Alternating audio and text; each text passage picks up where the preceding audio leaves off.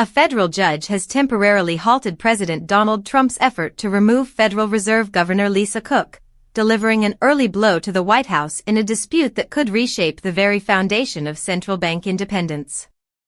The ruling, issued September 9 by U.S. District Judge Jia Cobb in Washington, does not resolve whether allegations of mortgage fraud against Cook justify her dismissal. Instead, the judge concluded that the president cannot fire a Fed governor solely over conduct alleged to have occurred before taking office. Cook has repeatedly denied the accusations.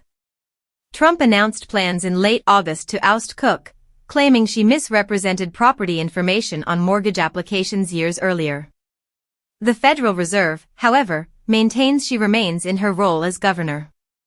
The controversy has quickly become a test case for the law governing the Fed, which stipulates that governors may be removed only for cause but leaves that standard undefined.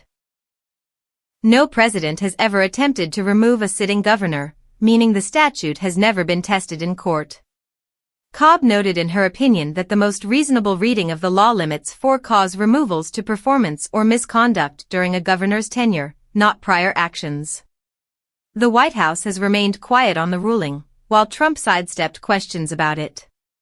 Meanwhile, the Justice Department has launched its own criminal probe into the mortgage allegations, issuing grand jury subpoenas in Georgia and Michigan. Trump allies, including William Pulte, director of the Federal Housing and Finance Authority, insist the charges are serious enough to warrant Cook's removal. Cook has countered with her own lawsuit, arguing that the attempt is politically motivated retaliation for her policy views.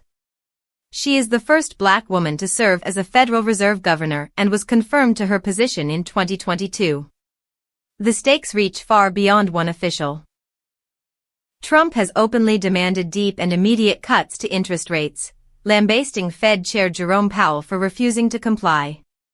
The central bank is expected to consider rate changes at its upcoming September 16 and 17 meeting.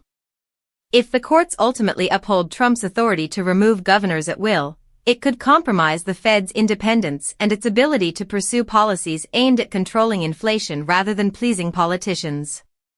Legal experts anticipate the case will advance to the Supreme Court, setting up a historic confrontation between presidential power and central bank autonomy.